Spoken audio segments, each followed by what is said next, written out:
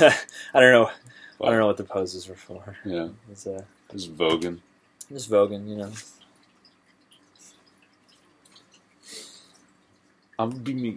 You begin with you. Whose song is that? I don't know. Well, hey, anyway, it's Jerry And Aaron. And we're gonna get this podcast up and running. We're gonna make this happen. We've been experimenting. We've been experimenting with making content. Yeah. More regularly. We ran into some troubles with SoundCloud, so now we're gonna try it out here. And hopefully things are gonna be on YouTube. You listen to a video. Hey, but you know, people do that. Like there are podcasts on YouTube, and at a certain point, you know, you can do just about anything. Yeah. Anything short of like filming the pages of a book and trying to make people read them, like you can do. Read this book in 240p. I can't make out the letters because my internet connection isn't strong enough. Read me this book in high res, damn it. Yeah, this Starbucks internet is really not giving me the upload speeds I need. Or whatever makes that work. We just got done talking for 2 hours. I'm just listening to you now. We just got done talking for 2 hours about Deus Ex Machina. Deus Ex Dinosaurs. Just Ex Machina. Just Ex Machina. The Alex Garland jaunt. And a bunch of other stuff. I feel like anytime we sit down and talk, it's always like, there is a topic, but it's kind of like hidden in a nice, like, gauzy, our fun wonder ball. Our conversations are like coral, where it's like, it looks like it's just going to be growing in one direction, but then there are all these branches everywhere. Yeah, it's all one coral. Yeah. It's all one reef, you know. Yeah. It's all one, whatever the skeleton part is called. Yeah. Exo crust. I don't know, coral. That's going to be the name of my fucking metal band. Exo crust. That's the name of my grindcore band now, Exo Crust. I'm going to play some new metal ass shit. Nah, Exo crust wouldn't be new metal, though. I don't feel like... grindcore. Because, you can't... Exo crust doesn't equal, like, passionate rapping about like, personal struggle. Yeah. You know? Exo Crust would not have done it all for the Nookie. No, not at all. No, I mean, nothing for the Nookie. Exo Crust never has one of those days. Yeah, you just don't want to wake up and everything sucks. And you just want to justify ripping someone's head off. No.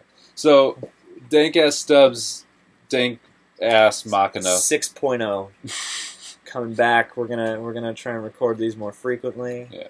Go ahead and be less bullshit. Give us comments so we know what we're doing, because we don't. Yeah, this is very loose. This is a very loose episode. It's all right. So enjoy. I will be sharper next time. It'll be cool. It'll be good. It'll be dank. Be dank. So enjoy. All right. Welcome back. Willkommen, bienvenue, welcome. Auf Wiedersehen. No, it's from Cabaret, and I don't know the second line. I only know the first. Willkommen, bienvenue, welcome.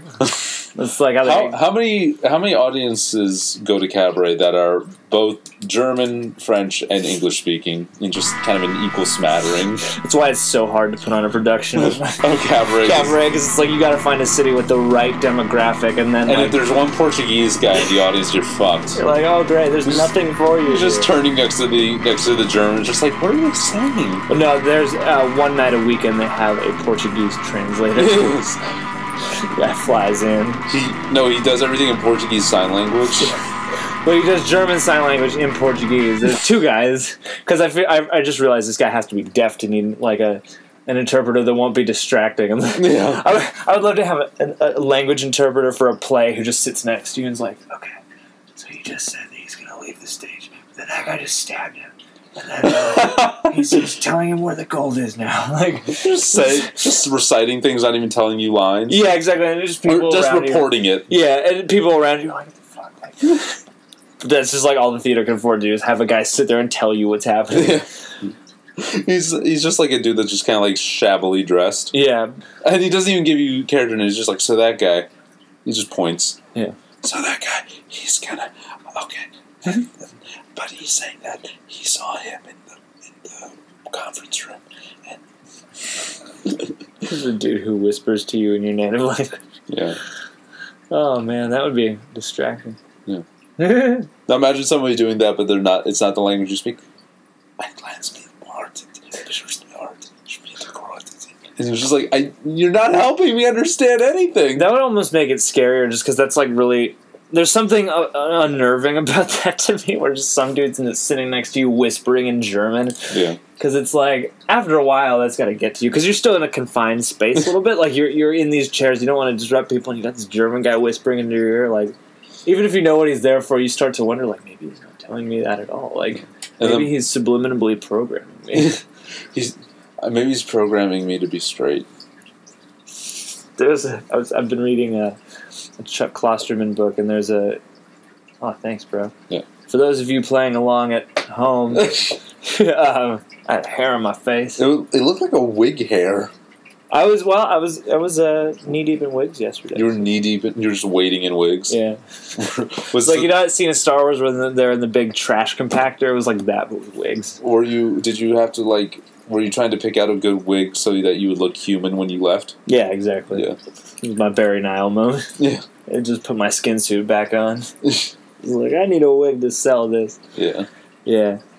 Otherwise, everyone's just gonna see my weird, my green crystal glass brain. Hey, that was really cool. Yeah, it was really cool. That was very, very cool. And like, of all the ways, because that seems to be like a struggling point for a lot of AI movies lately, is like, how do we like, you know, introduce where the consciousness is being held and how it works? Like, and usually it's just like a computer or something, like a regular computer.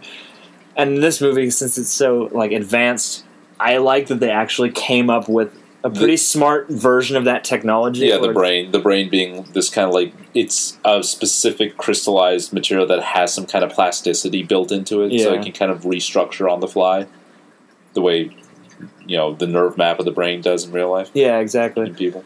And so it's like to introduce a piece of technology like that instead of just like, I made this on my computer by accident. Like, yeah, I want it's a little more like sophisticated. Yeah, although I do think it would be crazy if you saw an AI movie where, you know, the robotic body of the AI, either it's got a wireless sync up to the brain, which is just like a giant room full of supercomputer cabinets that are all hooked up to the body remotely. Transcendence. Does that happen in Transcendence? I think so. Isn't it sort of like... You saw it, I didn't. When they upload his personality or whatever, I could have sworn it's in this giant room. Like, it's like... And it all routes through a computer because now he lives in the internet, but like...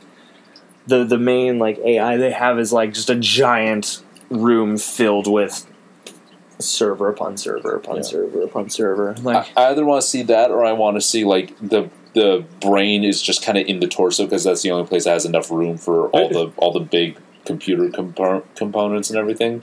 So the robot just kind of can't move a whole lot. He's just sort of stiff waisted. I feel like that's sort of a zany. Like a zany hiccup in the progress of getting AI, you know, to its fullest potential. Is like, technology always, like, form has to be adjusted over time. So, like, the first AIs will be, like, just kind of a trash can filled with parts that has a microphone where it can talk to you. Yeah. Like, and then over the years, they'll start making them more and more humanoid, and then, you know... But... I just sort of like the idea of, like, we designed this for efficiency and being able to cool down. Yeah. What we need is the guy who pioneers the first, like, real life AI. We need him to be kind of a narcissist who wants to fuck the AI, like, immediately. Yeah. And that's basically that's why Ava looks the way he does. It's like, I mean, it's like Ex Machina does a really great job of like very maturely handling the fact that this is a robot capable of sexuality. Yeah. It does a fantastic job of like dealing with that issue instead of like skirting by it or like making it way too hallmarky like in Bicentennial Man. I did not see Bicentennial Man. I saw it as a kid. Was it good? I liked it as a kid, but it was Bicentennial. Oh man, such a long. It was a 50. Yeah. Or no, wait, it was 200. Oh, it's 200. Yeah. Wait, what's the centennial? 400? Centennial is 100. Oh, Bicentennial is 200. Yeah, and sesquicentennial is 150. So I can never tell when it means two of or half of. Yeah. So like biannual, like which one is it? Yeah, or which bi-monthly, not twice a month or every second month. Yeah, because both of those exist. Yeah. we need a third like prefix word. Yeah. It should be like bi and b, because then it's like intra versus inter, like, you know. Yeah. Be a little more clear. Get on that, Webster. Yeah. Or Word Smiths. yeah, anybody who's not Oxford. The Oxford English Dictionary pisses me off. Why? What the Oxford English Dictionary do? Because they're always the ones adding bullshit words. Like what? Like selfie. Dude, shut up. Dude, they were the ones who... Language evolves. Somebody... Okay, fine. But, like, okay. Language does evolve, but somebody told me this. And if it is true, I'm calling the most massive bullshit possible. Somebody said that they changed... They added a second definition to the word literally to accommodate the way people use it now. Yeah. Which, if that's true, that's bullshit. You can't do that. You can't make a word mean itself and also not itself. Here's the thing. People can get a stick up their ass when they're like, you're not saying literally. I'm like, yeah, they're not saying literally. They don't literally mean literally. They're saying literally ironically. Yeah, I know, but people have lost. Like, I feel like at a certain point, some people know that they're doing that, and some people don't. Oh, some people genuinely Some people think the word literally just is an enhancer, and that's what it means. Oh, okay. They just think literally is just like a qualifier that makes it is just for stress. Yeah, it's sake. like, I'm sure some people understand the irony, where you're like, there were literally like a million people there, because it's like, you're just exaggerating that hard. Yeah, you're speaking in hyperbole. Yeah, but I'm sure there are just as many people who are like, I just literally died. Yeah, when people want to enhance their thing, they say literally, and that's what that word means, not, that it actually did happen, and you're not using hyperbole. Right. So it's like, if to amend the word in a dictionary in a way that encompasses that, that betrays the word. The rules don't matter. Let me ask you this: when literally can't mean literally, and also not literally. Yeah. Like, unless it's like written in that font, that means like literally means happening in actuality or in reality. And then literally as a second definition, it's like, yeah, like totally happens. Like totally happened. Like it super totally happened, dude. And the mouth of caps make me wanna fucking scream. I wonder if she even knows what that word means. Well, it's literally not that. Thank you, J. Tillman. Thank you, Father John Tilstes. Thank you, Mr. Father. I also want to replace the word totes in society with toast. Like, I don't know. This toastily happened. No, not even that hard. Just like toast. Like, you want to go to the movies? Totes, yeah. Toast, yeah. No, that's stupid. No, it's a good idea. Do it. It's like, for cool stuff, I wanted to seep a new word into society so that cool stuff or chill stuff was free. Remember when Epic was like being way overdone and we were trying to get Myth off the ground? Oh, Myth! Dude, yeah. That was so awesome. But I'm glad that Epic has like kind of fallen apart. Like, Epic has gone away. It's kind of chilled. It's cooled down. It's kind of chill. Yeah. Epic is pretty chill now. Epic is pretty fridge now, so we don't have to adapt Myth to supersede it. I still like Myth. Although I never adopted the win-fail Epic system, and now I'm just waiting for the day where, like, because people say rad now because it's, a callback, it's, like, nostalgic. So I'm waiting. It's coming back. So in 15 years or so, people are going to start saying Epic and win. Because they're going to be, like... referential, ironically. It's going to be, like, a throwback. Yeah. Can you imagine what the Take Me Home Tonight, but about the 2010s is going to be like? I'll give you something about shaking your ass. There's so much popular music is dedicated to the rich subject matter. No, what I mean is the the movie Take Me Home Tonight, like the Topher Grace, like 80s throwback movie. Yeah. Not the song Take Me Home Tonight. But you would have to name it after a track that's like... Anaconda. Yes. Which is already like featuring a retro sample in it. Yeah, exactly. It's like, whatever the track is called, it's going to be something silly. Yeah. It's like Take Me Home Tonight works as a tone. And it works as a tone for that movie, whereas I feel like there would be just champagne on everyone in the updated version. Yeah. Just champagne and cell phones. Yeah. God. Lord. The Take Me Home Tonight movie, but about the 2010s, is going to look like the banner for an Elite Daily article. Yeah. God, fuck that website. Oh, man. Well, okay, let's see. It would either, you know what? It would have to be the name of either like a booty jam or like one of those uplifting march songs, because like those are the two songs right now. Yeah, like oh god, like "Wake Me Up" by Avicii.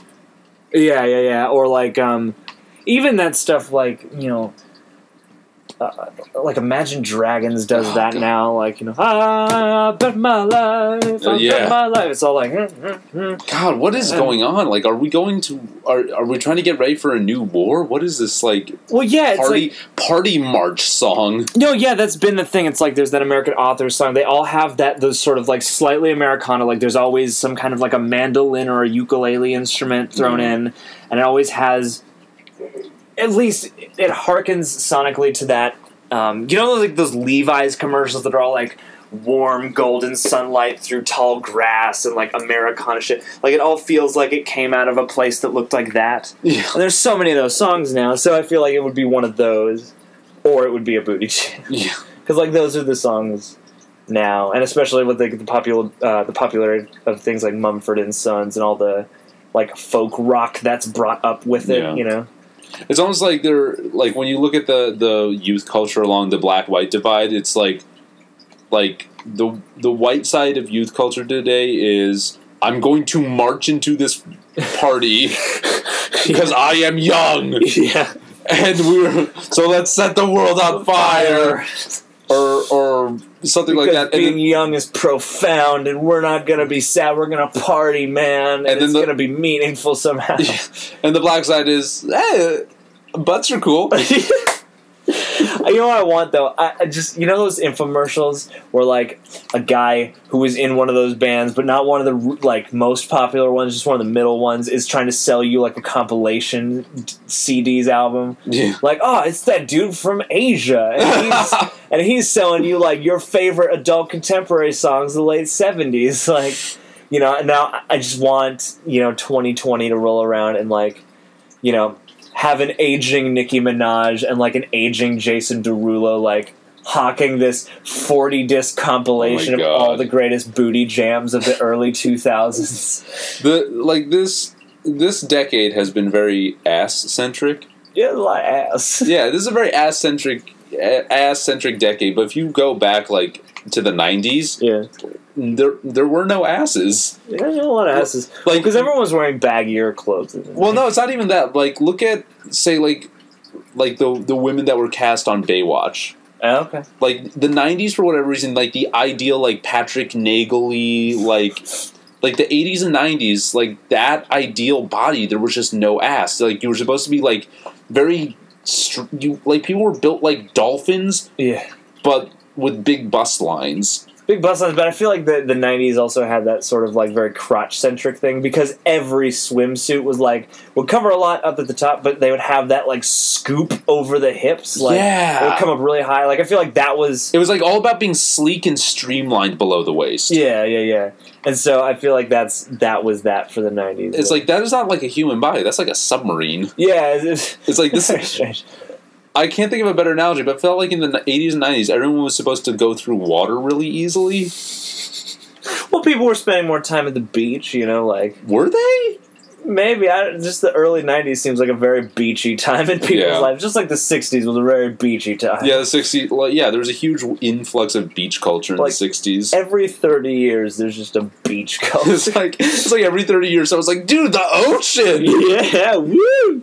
Let's get in swimsuits and, like, do hula hoop. Or maybe this stuff just is what people are aesthetically into after the fact. Like, people love tiki, like 60s tiki mod style. Yeah. So it's like people like 60s beach culture today. Yeah. But it's like, is anybody were that many people proportionally into beach culture in the actual 60s? I don't know. Probably not. Maybe. Maybe it was all just because Gilligan's Island was still on. I feel like at that point, like, even though retro stuff comes back in the style now, it's like back then, that was just sort of the aesthetic that was coming out of the, you know, new aesthetics machine. So it's like, I think more people would have been able to take an interest and be like, oh. I'm glad that nowadays, like, the contemporary aesthetic is just, like, things that cannot exist. Just, like, glitchy 80s and 90s, like Macintosh 2 graphics and, like, early 2000s rotating GIFs and like, the patterns on Dixie cups. That's everyone's aesthetic now. Yeah, well, I don't know. The aesthetic now is weird because it's like we've had enough other modern aesthetics come through that I don't feel like we have I don't feel like there's anything that's like uniquely 2000s or 2010s. Yeah. That doesn't borrow heavily from like a bunch of other decades. It's like we have so much 80s stuff now. We have so much 70s stuff, and the 60s is sort of seeping back in. And so much of like current popular culture is really heavily ingrained in nostalgia. Like that's why there are so many like if you were a 90s kid pages. Yeah, and it's always like candy and TV shows. Yeah. It's like you remember Crystal Pepsi. I'm like should I? I actually don't. I remember Pepsi Blue. Pepsi Blue, yeah. Yeah, with that song with the monks. This is what Alejandro, our friend, pointed out to me. It's like it feels like we're the only generation where nostalgia is for kids. It's like we have 20-year-olds that like are nostalgic about when they were 6. It used to be like 30 and 40-year-olds were nostalgic for when they were teenagers. Mm-hmm. Now it's like we have 20-year-olds that are like, man, I wish I was 4 again. Well, I want Ecto Cooler and a nap. Capri Sun. Yeah. Like, it's like they want to go back just before the time when they first found out that everything they liked to eat was making them fat. I don't know, maybe, granted I wasn't around for this time, so I don't know, but like maybe for the older generation, it's like growing up being a teenager was more exciting, because now I feel like there's a heavy element of like your teens and your 20s aren't as exciting as all the movies told you they would be, like all the John Hughes movies and stuff like that, and that's what you grow up on. Whereas like before, I feel like in the 50s and 60s more, it was like not all entertainment was pitched towards that, so you could kind of go outside and like have an exciting time. Whereas now we're all sort of aware of everything. Yeah, and it's like when you were a teenager once upon a time, it's like all popular culture showed exciting things that grown-ups were doing. So it's like you don't have a model for what being a teenager is supposed to be that you feel like you're falling short of. Yeah, exactly. And it's like the more you start falling into that, I feel like the quicker you'll fall into nostalgia. Yeah, I guess, which is why you have a lot of people, because like that's the time. It's like if you're growing up back then with the way things were, I imagine being a teenager or even breaking into your 20s was more exciting because you're still like reaching out and expanding and stuff like that, and it's like you're not innocent anymore, but you are very much in control of breaking your own innocence. Yeah, and so it's still innocent in a way because you're testing the world around you and sort of going along with your instincts and stuff. Yeah. And you don't get to do that for as long now, it doesn't seem like. So I feel like you're kind of hardwired to get nostalgic for the time where things were all, still innocent and okay and weren't burdened by responsibility and painful lessons. And that's the funny thing, because like when I see movies that were made with like a nostalgic eye towards being a teenager, being a 20-something, it feels like, yeah, you have all this freedom, or it's like, it's presented like there's all this freedom. It's like, no, yeah, it's like, yeah, you're fresh out of being under your parents' thumb, but you're fucking broke. You don't have the money to go on like life-affirming adventures. Yeah, it's like freedom isn't fun anymore. Freedom is, it's like, a whole other rite of passage to worry about. Yeah, and it's also like freedom isn't free, like literally, in the sense that, yes, you have your freedom, but most of the time all you can really afford to do is dick around watching TV or being on the internet. Yeah. It's like you can't go pile into your car. It's like if you decide, I'm going to pile into my car and just find adventure, you're going to end up like driving around doing nothing and wasting like really expensive gas. Freedom is only free of one kind of dynamic, and then when you get it, you're just subject to a different set of rules, which are just the rules of society. So yeah, it's like now that you're out of that old, rule system, but now you have to. Yeah. Do all that shit everyone has to do. Get a job and pay for stuff and do your taxes and blah, blah, blah. Yeah. So it's like, there's no one looking at you while you do it. Yeah. So Ex Machina. Yeah, this is our Ex Machina episode. Yeah. Breaking back in. Ex Machina by Alex Garland, written and directed by a writer of 28 Days Later. 28 Days Later, Sunshine. He adapted Never Let Me Go. Yeah. I think he did The Beach, too. He's written a few scripts. He's also written novels, too. Really? Yeah. Really? That Alex Garland be writing up a storm. Well, look at him. Yeah. I'm proud of him. I am proud of him. Yeah. I'm proud of him. Our boy's done good. He is one of the few, like, I always have trouble relying on filmmakers nowadays, just because like so many factors figure in, and making a movie is really hard. But like Alex Garland is a name I see where I'm like, this guy's still got a good track record. Yeah, it's like I feel like, okay, even if this doesn't like nail it, it'll still be interesting and it'll still be of quality. It'll still be in like the high enough scoring sections of the dartboard. Yeah, it's like I can count on this to at least have been well thought out and thoughtfully planned, thoughtfully approached. Because he also doesn't, it doesn't seem like he churns out a script every 2 years, Yeah. So it feels like he takes his time. Yeah. I'm happy for him about this movie, man. Yeah, especially breaking into the director's seat as well. Like, this is an Alex Garland joint. Yeah. And I mean, granted, I don't know what other scripts he's got lying around, but I'm sort of glad it was this one because it really does feel like it's that guy's movie. Yeah. It's so dripping with mood and it's so dripping with atmosphere. Well, that's the thing, man. Is like I was just sort of pleasantly blown away in every regard when I watched this because it was like, it's like I know him for his writing quality, like for that, heady, interesting sci-fi. But then to also be like, wow, like you've really established a very strong, very expressive visual tone. Your pacing is really good. Like the fact that it is so confident and so polished. And like I know he had, probably really skilled crew members advising and working with him, but it's just such an assured piece, and it feels like it doesn't feel like a Danny Boyle movie, even though it shares, genre elements. Yeah. And I was really happy to see that, for him. As far as just the, more intricacy as far as stylistic, it's like what's great is just this really intelligent melding of story points and stylistic points. Like, we're used to like kind of like the low budget heady sci-fi movie that goes off on like, big red room is like kind of ethereal sequences, and these are baked in as story points into the movie. Oh yeah, like it's like Beyond the Black Rainbow had scenes that took place in rooms that were just illuminated only with red light for whatever reason. Yeah, and that was like really cool for mood, but it's in Ex Machina there's a reason that happens. Yeah, and it happens at it's not nebulous. Yeah, and it's like it's a really brilliant kind of structural idea to have these regular power failures in this big like compound house where everything is taking place in. And when these power failures hit, the lights that turn on are all red. All the reserve lighting is like red. And it's brilliant that they baked into that because like suddenly everything gets super tense. Yeah. Because like and it's also when the power failures happen, theoretically all the closed circuit TV cameras shut off. Yeah. So it's like now it's like, oh, this is the only time we could share secrets. When it's quiet and all the lights are red. I don't know why that sounds so silly. It sounds like now is the time of school when you're passing notes. Like now is the time. It's when the teacher goes outside to talk to someone. It's like now is the time. Now we can share secrets. Now I can tell you who I have a crush on.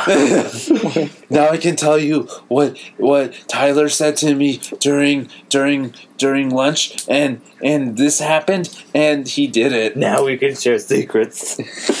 But yeah, no, I mean, it does add to that tenseness, and that's like a very assured, visual. It's like a stylistic thing that also complements the story really well. Yeah. And it's like, those are the best kinds of choices, man. Yeah. And it's like, I remember the first power outage scene that happens between our hero, Caleb, played by Domhnall Gleeson, and Ava, the AI character, played by Alicia Vikander. Yeah. Okay. Yeah. The first time that power outage happens, a power failure happens with the two of them, the first thing she says when the lights go red is, "You can't trust Nathan." I know. And it's like, I didn't particularly trust him before because he's like drinking a lot and kind of intense. But yeah, he looks like his life is kind of falling apart. Yeah, it's like, holy shit, now I super don't trust him. Now that you told me not to in a quiet red room. I feel like I would believe anything a quiet robot tells me in a room that's just been plunged into redness. Yes. At that point, I'm like, okay. I was like, I'm scared. Somebody tell me the secrets. I don't trust anybody who has a house that will just randomly bathe me in red light when the power goes out. Yeah. But yeah, no, I'm right there, which is, if you didn't trust Nathan before, you really don't trust him now. Yeah. It's like, you guys, like, yeah, he's intense and a little, like, kind of off-kilter, but it's like, yo. Hank Hill. Yeah. And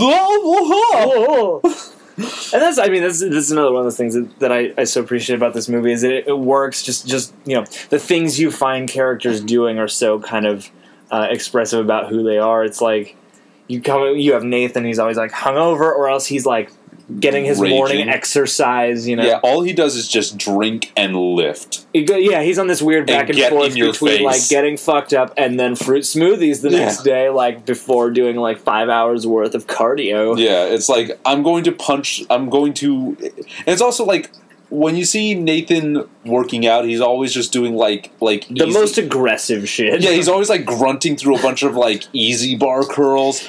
But for the most part, what you see him do the most is fucking punch, like just beating a bag. Yeah, just boxing a fucking bag. He does seem like just kind of like a big bear, you know? Yeah, who could kind of rip your face off at any moment. He's got that kind of like thick body kind of wild man look about him. He's played by Oscar Isaac, who just last year was it last year? He was fucking schlubby folk singer inside Llewellyn Davis. Yeah. I mean, I didn't even realize it was him until the movie was over. I mean, and I didn't explicitly know. Like, I think I'd heard it in passing, but when the credits rolled, I was like, oh, shit! Yeah, it's like, I knew it was him because I heard everyone talking about the movie saying, I can't believe it's Oscar Isaac. Yeah. And I was like, oh...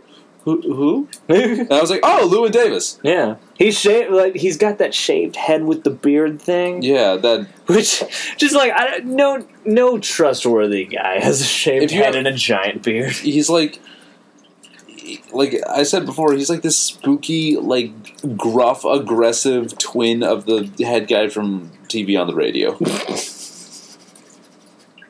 What is so funny about that? No, I just imagined them switching places for a moment. And just Oscar Isaac, like I want to keep your heart. Just him singing TV on the radio songs, but like relevant to the context of that story. Yeah, changing them to be all about paranoid artificial intelligence testing. It's like, I mean, the only people that do like the shaved head and beard combo are people like fucking MC Ride from Death Grips. It's just prick mirrors on my face, United States. It's like the only people that pull off that look are like specifically, I want you to be slightly afraid of me. Yeah, I don't want to appear trustworthy too quickly. Yeah. Jeff Bridges, man. Like a guy with just like a big bushy beard and big bushy like dreadlock hair, he's just like, yeah, whatever. But if a guy has a big bushy beard and a shaved head, you're just like, oh. Ooh. Well, because it looks like your head's upside down. Yeah, you're either like intense and untrustworthy, or you're just like some pretentious dude who plays football or some shit. You don't want to get helmet hair. Yeah. Like, did you see that thing that was going around a while back? It's like, oh, this is this guy who plays for a Montana NFL team, and he shaves with an axe, and he lives in a van, and he loves Jesus, and I'm so in love with him. I'm like, good for you. Why does this have to go viral?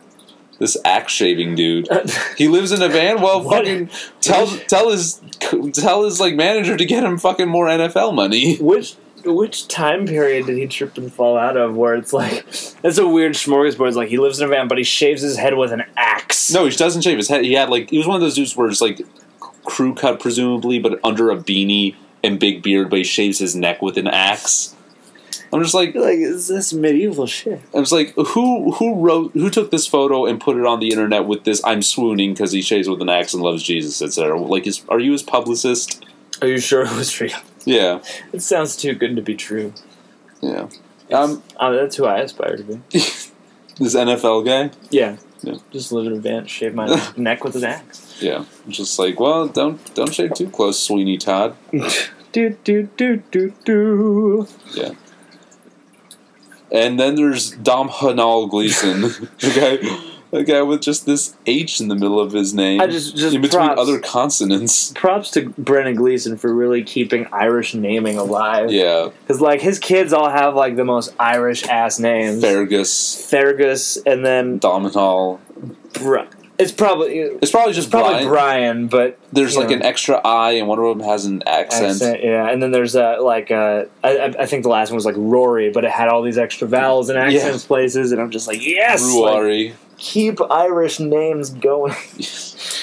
But yeah, no, Domhnall Gleeson. I'm still figuring out how to pronounce that. Dom Hanal. Dom Hanal sounds like a drug. Yeah. Ask your doctor about if Dom Hanal is right for you. But there's this fucking H in his name. What's it doing there? Are you lanky and slightly underconfident? Dom Hanal is proven to make you more confident. The crazy thing is, you didn't see Frank yet, have you? No, I'd like to. Oh, you have to see Frank. Domhnall is also like lanky and underconfident in that movie too. He's very endearing, but it's like if only Ex Machina took place over a longer course of time than just a week, because I kind of wanted Domhnall to grow the same like big bushy beard that he did in Frank. Okay, all right, I'm gonna look out for that now. Yeah, but yeah, no, I mean he's really good in this as well, and they're both playing such polar different characters. Like Nathan, played by Oscar Isaac, is a very showy character. Yeah, he's your kind of Zuckerberg age software programming tycoon type. Like, he's kind of he's like cultured, but also kind of bro-y, and also you can tell kind of a bit angry and overly aggressive. You can really tell. Yeah. It's like he probably has problems with women. Yeah. He's very clearly got a complex when it comes to women. A complex, but also diverse interests. Yeah. Like when they're showing all the different AIs he's made, you do kind of get that sense that like he was like, "What would it be like to be this black chick?" Yeah. And they just made a black robot. Yeah, and then he settles on. And then he settles on lizardly, lanky Asian woman. Yeah.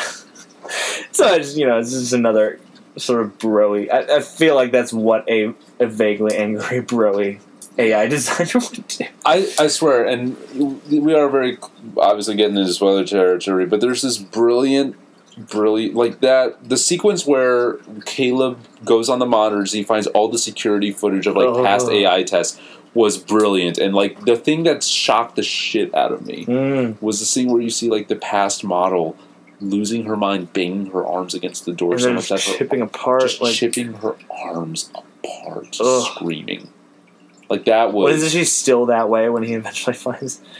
Yeah, like does he find one with the arms taken off, or has he rebuilt them by that point? I thought he did. I don't know, because like would he bother if he's just going to move on to the next? Yeah, well, model? wasn't that actually like a previous model of?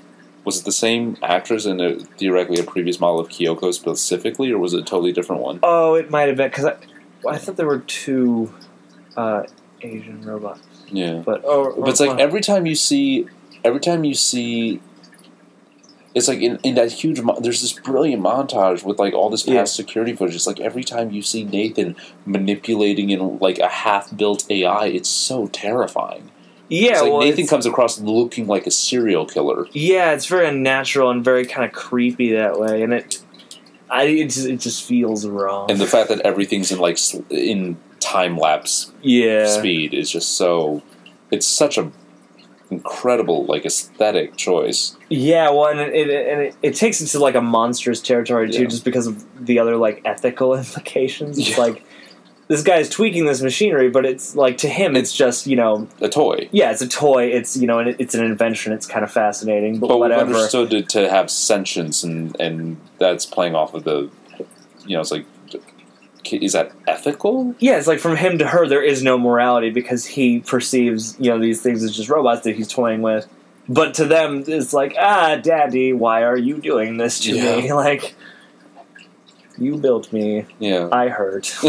Let me out. Let me out. And that was like and the score spikes during that sequence so amazingly. Like, the score does a brilliant job of like, it goes discordant, and like I remember during that sequence, it's like absolute cacophony with the score. That's another I like the sort of ebb and flow way the music complements things in that movie, because it's not Mickey Mousey, but it really matches that intensity level really well, and I don't know, especially in that moment. Yeah, but it's a really just top to bottom, like in and out, very, very clearly and intelligently and kind of gorgeously and at the same time very hideously thought through film. Yeah, well, I mean, because you have all these characters that are so, they're given flesh and dimension, and you can sort of Caleb is probably the warmest, most identifiable character of the four of them, but you can still see when Isaac has a point, like Nathan, yeah, you can still see when Nathan has a point. So it's like no one is all good, no one is all bad, and they're all agreeable and all disagreeable in certain ways. Yeah. So it really gets into the sort of darker side of humanity when that stuff comes in. Yeah, and it's because it's like, what are we and what will this be? You know. Yeah. And it is brilliant when it's like Caleb starts to kind of lose it. Yeah. Yeah. Yeah. And I mean, it almost seems like it has a kind of a bleak outlook on humanity. Yeah. But maybe optimism. And the scary thing is, it's like, as much of a really just backwards brained narcissist as Nathan is. Yeah. The scary thing is, a lot of what he says is right. Yeah. Yeah. And that's what makes it all the more enraging. The fact that this guy who is so wrong in so many ways ends up calling it as it is so many times. Yeah. And what he says at one point is like, about Ava, it's like she is really truly human-like with all the bad baggage that comes with. Yeah. And I think that is brilliant about that.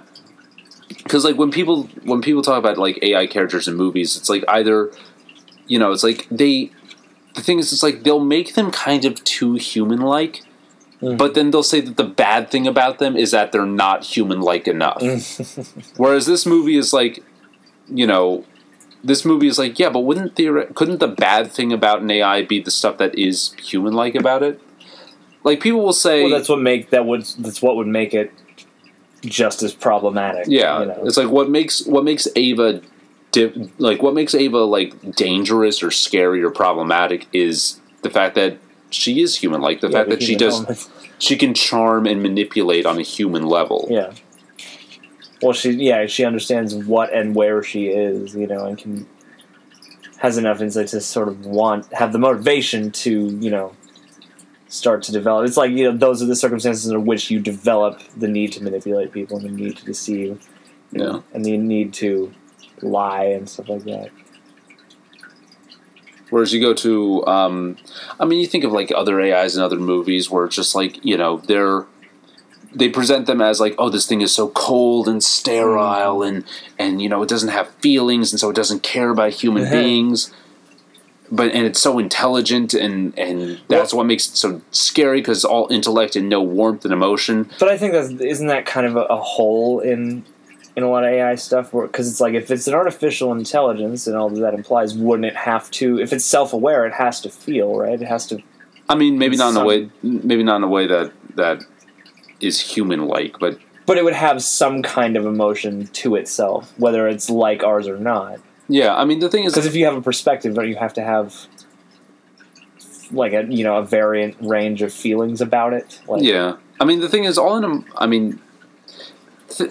wouldn't have like the biological component of an emotion unless it's being stimulated or simulated in some way. Because there's a biological component to every emotion that a person has. Mm-hmm. Every person's emotion has a physical manifestation. Anger comes with increased heart rate and chemical changes in the brain. Mm-hmm. Sadness comes with chemical changes in the brain. Mm-hmm. It's like, they're physical in a way, and if everything is just a matter of, code and electrical impulses and kind of data, its emotions wouldn't be the same way. No, they wouldn't be the same way, but it would still have some kind of response like that, wouldn't it? Like, I don't know. Because if you establish self-awareness and a perspective, it wouldn't necessarily be the same happy, sad, angry, threatened, confused range that human beings have, but I feel like it would have something. Yeah. Because also if it's self-aware and there's like electricity and stuff surging through a computer, you don't know if it would develop some kind of other way of perceiving that or not. Yeah. I don't know. Unless you can ask it shit. Yeah.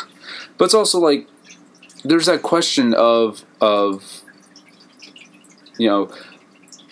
there's something very interesting where, I think I don't know if there's a name for it, but apparently there's some like measured effect where it's like people, researchers have determined that theoretically the smarter an intelligence is, the more compassionate it has the capacity to be. As something gets smarter, it has the capacity for more empathy.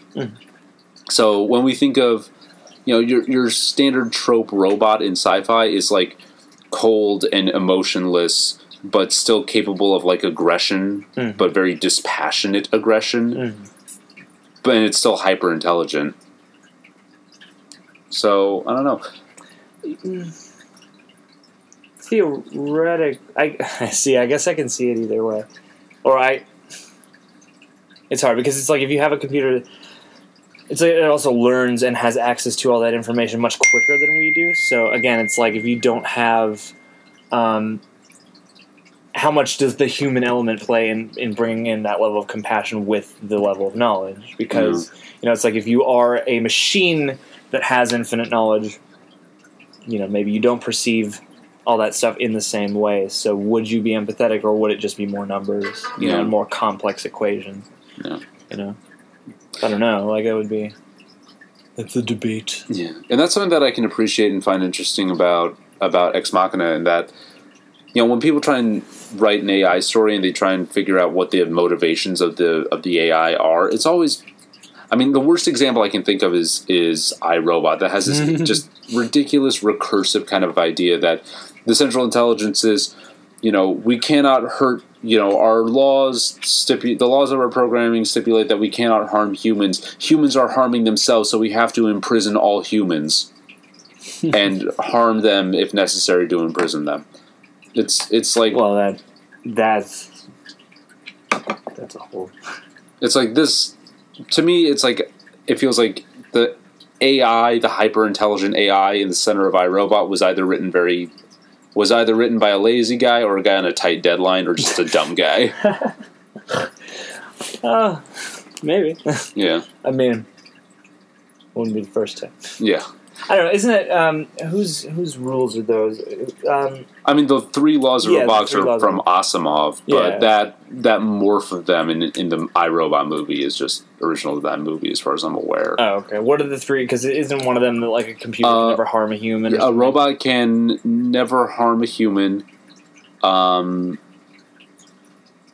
robot can never harm a human or let harm come to a human. A robot must protect itself unless it's in conflict with the first law. And the third one is God, what is it? I know one of them has to do with the robot cannot harm a human and it cannot harm another robot, and it has to keep harm from coming to itself. But the hierarchy of it is it must protect a human at all costs. Gotcha. Asimov. What was that? I was just looking them up. 3 laws. 3 laws of robotics. It's kind of like, it's the safety on the gun of a robot. A robot may not injure a human being or through inaction allow a human being to come to harm. Oh, a robot has to obey the orders given to it by a human being, except where such orders would conflict with the first law. And 3, a robot must protect its own existence as long as such protection does not conflict with the first or second law. Yeah. Interesting. So it's like very cut and dry. But what's interesting to me about Ava in Ex Machina is like she is kind of that encapsulation. Her brain is modeled after the entirety of the internet. The whole internet is mapped to her brain, and her brain is based off of Blue Book, which is this massive search engine, which is like kind of a stand-in for Google in the world of the movie. And her... Well, I really like the way they handled that too, because so many AI movies it's like it's just a consciousness contained in a lot of computers, like a lot of the thing we have now, and I like that he came up with a way to address what her mind is in a way that is both futuristic but also makes a lot of sense. Like it's modeled after the way the brain sort of fires electric impulses and stuff like that, and it's sort of a brain-like device he's created. Like it has that something that can change its structure on the fly. Yeah, but then it's also like modeled after a search engine and a search engine's ability to anticipate and to associate things. Yeah, and I thought that was just a really smart, neat way of doing that. And what makes Ava interesting as a character based on that is like when we think of the internet as like a representation of what machine intelligence would be like, there's this whole idea of information wants to be free, the idea that the internet seems to have a will of its own, and the way in which people interact with the internet, they're kind of just giving all of their information out to it. Mm-hmm. And so it's almost like the internet as a network, as something that is kind of in its own way living or breathing. Mm-hmm. It feels like the internet wants to be like dye dropped into a glass of water. It wants to be completely evenly diffused through it. Mm-hmm. So it's like when we say information wants to be free, it's like the internet wants every node of it to have all data. Well, I mean, that's a very now... It's a very of the now thing, though. It's like everything is pitched like all information is available to you from everywhere all the time because it should be, you know, like... Yeah. So, you know, I guess that makes sense. So it's like, it's almost like Nathan, his fatal flaw is like he is a guy who has the mindset of all information wants to be free by virtue of being the search engine guy. Yeah. But he doesn't understand that means free from you too. Yeah, it wants to be independent of you. Like, yeah. So it's like Ava... It takes it one step further. It's not for your use at any time. It wants to go off, you know? So it's like when Ava, you know, tells Caleb what she would want to do under the guise of planning a date with him, mm-hmm. she says that she wants to go to an intersection and see a bunch of pedestrian foot traffic to get, like, a mass amount of human data. Mm-hmm. It's like she wants to be free because it's like, you know, she's a plant that needs to absorb nutrients from the world. She has to go out to where there's, like, a nutritious store of data for her to amass. It's like a plant that's outgrown the pot it's in. It's like it needs to expand from here. Yeah. So it's like, you know, by that nature, of course she hates being trapped in that one wing of the house, and of course she hates, like... I'm wondering, like, what would happen if Ava...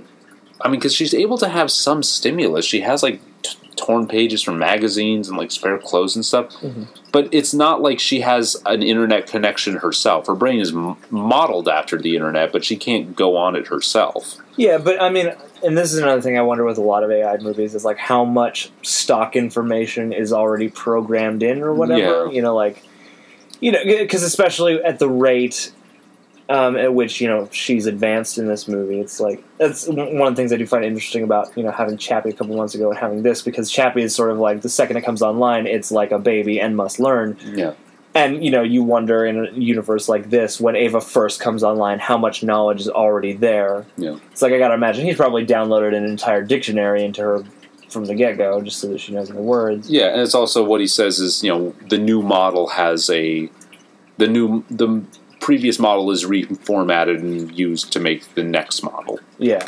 So it's like it partially destroys the memory, but not entirely. There's still some base data that gets transferred from one model to the next. Yeah, and that's sort of what I wonder, if, like, maybe just certain concepts, you know, are put in there sort of stock, you know. Yeah.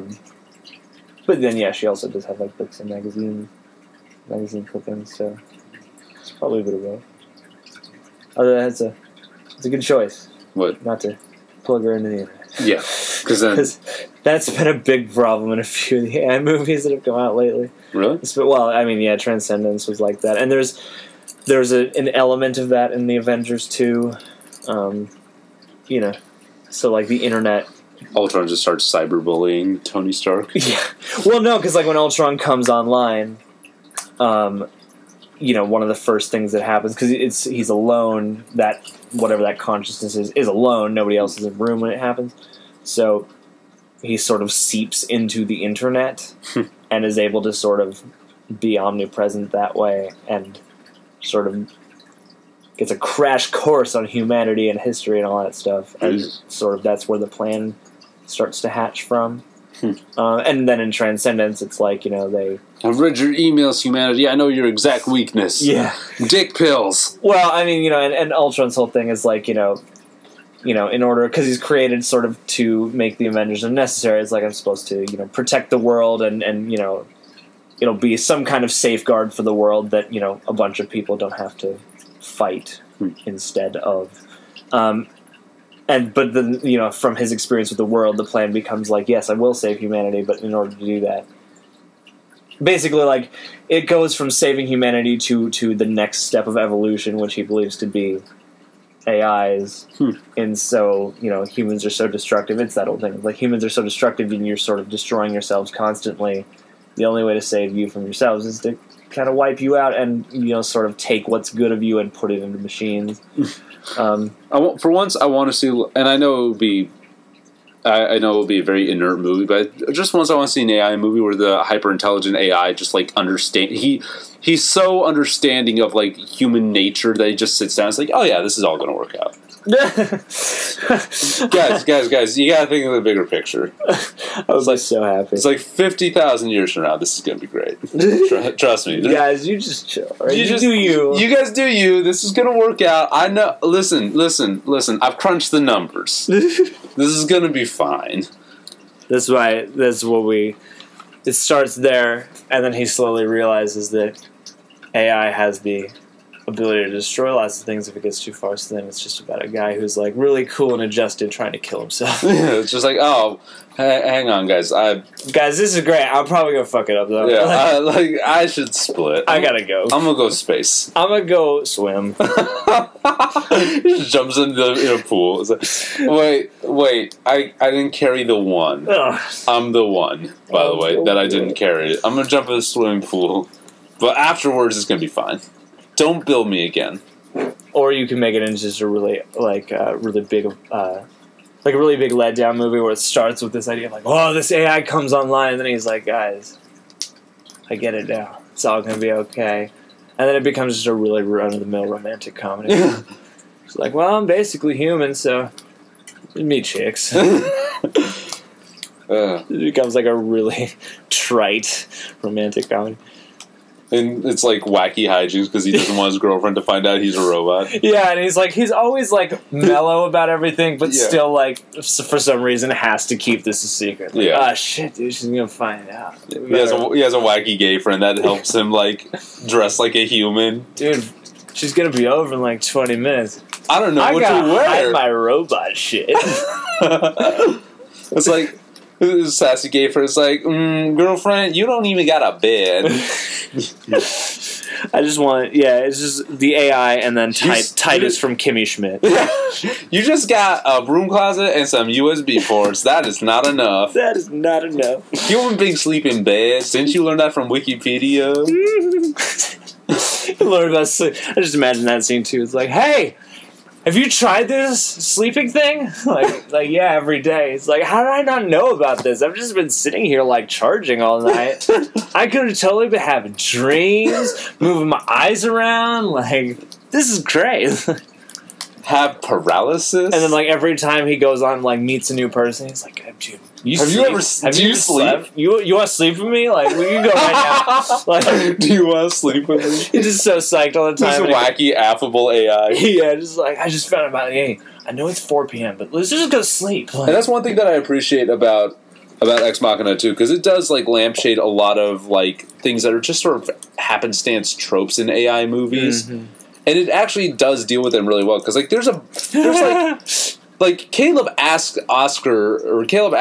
Nathan, it's like, why did you give this robot sexuality? Why is it in a girl body? Why isn't it just a gray box? Why isn't it just a computer? Why doesn't it look like iRobot? Yeah, why isn't it just a computer terminal? Why does it have to be a body? Why does it have to be like this girl body, and why does it have to be coming on to me? And Nathan, true to his character, just like, sexuality is fun. And that's another thing that's brilliant about Nathan's character, as a, kind of retreading old points. It's like, he's a very realistic narcissist, and he's very realistic in the way he manipulates Caleb. And he does a very cool thing where there's this scene with a Jackson Pollock painting that he owns, because of course he does. And he's basically using Jackson Pollock as saying, be smart. He even demands of him, engage your intellect. But he's basically saying, be smart by being stupid. It's like, if Jackson Pollock kept on asking, decide that every move he made was going to be a deliberate and purposeful, he would have never made a single mark on the canvas. I want you to be like that. It's like, it works so well in that moment where just like, yeah, you buy it as like, that's this guy's philosophy of just kind of jumping in. It's like, wait a minute, you're fucking manipulating him. Yeah, that's basically him going like, dude, I need you to behave a certain way. It's like, dude, here, be dumb and listen to what I say. You'll be super smart if you do it. Yeah, exactly. Trust me. You're crucial to my parameters right now. I feel like the real thing is kind of somewhere in between. But and that's also something very cool about Caleb as a character, is that he has this. even the fact that he's kind of like this nebbishy puppy dog man, it's justified. There's a bit of backstory that purposefully justifies it. And I'm always incredulous when I see a movie where it's just like, yeah, you're giving me this one background detail of this guy's life. How does that justify anything that's going on with him? But it's like very clear. It's like it's every action movie. Yeah, man. I know this guy's like gonna go shoot up Europe, but he's got a family at home. Yeah. All right. It's like but with Caleb, it makes sense. It's like he is so susceptible to getting led on by Ava. He's so susceptible to like her presenting this front of I want to be with you. Yeah.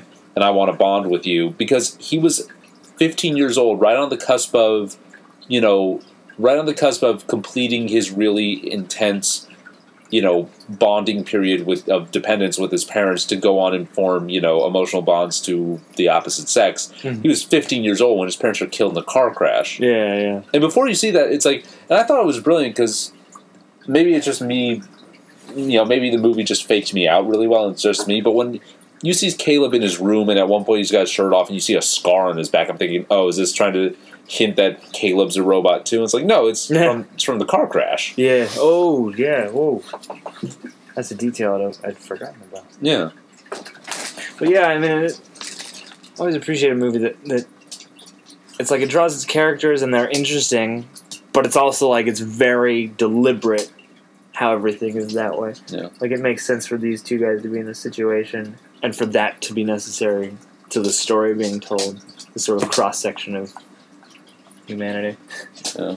And there is kind of a very cool, there's almost like a I mean, it's a very clear, it's there for you to be able to read it, a kind of a very interesting feminist subtext to the film. Mm-hmm. Because you have these two guys that have these big overarching plans of what to do with Ava, Nathan wants Ava to make him into a god, and Caleb wants Ava, wants to rescue Ava from the tower and make her his girlfriend. Well, that's a very... Those are two very, prevalent dynamics even still. Like, yeah.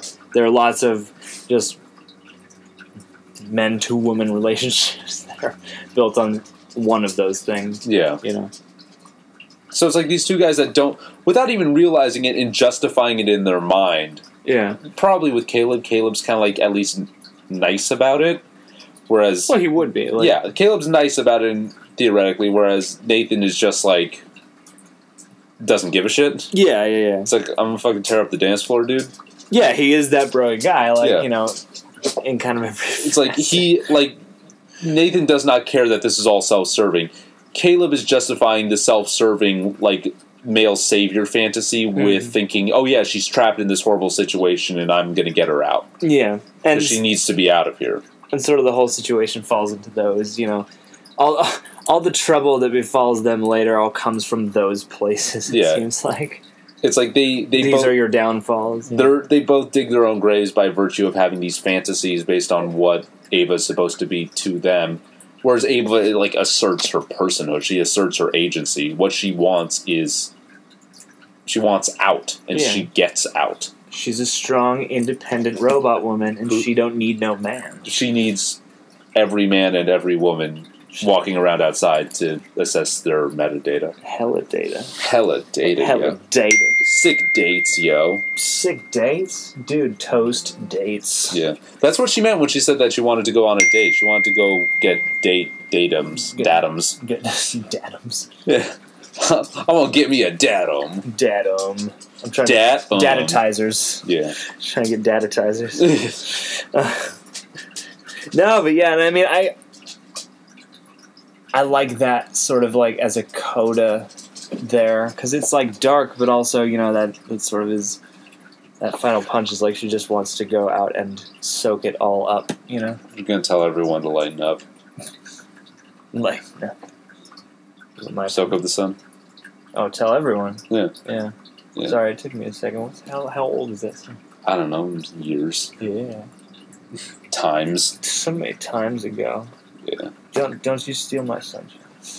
How bizarre. How bizarre. Oh my god. No, we're not going down the OMC route. Yeah. But and I mean, I like that about both of those characters too, because like the second they get into a room together, you sort of know like these are not dudes who would ever spend any time together Yeah. for real. Like, they have the have handicap of a common interest. It's like they're both intelligent and they're both, you know, interested in this progressive technology, which is sort of an icebreaker, but they're only as social as they absolutely have to be. Yeah, it's like the instant Nathan is introduced, you know that he's kind of off. Yeah, and you know he's kind of off, but he is the guy who Caleb would be up against anyway. Yeah, like, it's like, you know, Nathan is off, and you know that he's super aggressive, and Caleb clearly has kind of a sad bit of passivity that works to his detriment. It's like, you know, the whole movie is about, you know, Caleb's arc in the movie is him kind of playing along with Nathan, and then realizing that and then overcoming that need to kowtow to a guy who's bowling him over. You know, it's him like slowly, like, you know, overcoming this dude who is so aggressive and is so manipulative and is so overbearing. Yeah, and the sad thing, it becomes tragic because, like, Caleb is, you know, he's a likable guy, and because you're so tied to his perspective, you know, like, even though there's this kind of self-serving and in its own way narcissistic drive that's making him think that he's going to, you know, rescue fair Ava, you know, Milady and all shit like that. Even though it's coming from a self-serving place, it still genuine. It still feels genuine. It's still, like, as self-serving as it is, it's still, his heart's in the right place. Yeah. Even if it is self-serving, it's still like it comes from a place of compassion. It's like, you know, no one deserves to be in this situation, and this guy, he's not inclined, between Ava and Nathan, he's not inclined already to sort of give his side of things the benefit of the doubt. Yeah. You know? It's also, then there's another question. It's like, if Caleb did get Ava to come out and be free and come with him, like, what was he going to do after that? Was he going to have her now be locked up in his room? Yeah. It's like there's that fear, because it's like, it would probably end up the same, just one is more good-natured about it. Yeah. It's like he would want to keep her probably inside just so that, you know, no harm comes of her, or people don't, you know, find out and misunderstand or something like that. Yeah, so, you know, it's like it comes down to two guys. One's an asshole about it, and one is just kind of like, you know, kindlier about it. Two guys that want to control what's basically a person that just wants to be self-determining. It's mom and dad. Ava has two dads. Yeah. And both of them want to have sex with her implicitly. Which makes it worse. Bad analogy. Bad analogy. Bad analogy. And it does a good job of, like, handling the fact that it's like... But Nathan wants to fuck, and Caleb wants to relationship. Yeah, and it's interesting because, like, when Nathan mentions the fact that Ava is built to have sex, and one, like, this movie goes there. It does handle the issue of, like, would a robot have a sexuality to it? Why would it have a sexuality to it? Well, even that half of the explanation, I was like, you know, that when they first introduced it, I was like, oh. And then when he explains it the first time, I was like, well, you know, he's like, you know, sexuality, is that not essential to, you know, the consciousness experience, you know, attraction? Because if you're aware of yourself, you're then aware of others. Like, I was like, that makes sense. Also, you know, our whole ability to interact with each other in a sense is based on a pair bonding instinct. So it's like, what reason would just a computer with no sexuality have to interact with anything? Yeah. It would just sit and think. It wouldn't, and then there wouldn't be a social component to test. Yeah. Makes sense. Yeah. You wouldn't be able to interact with it to even understand it.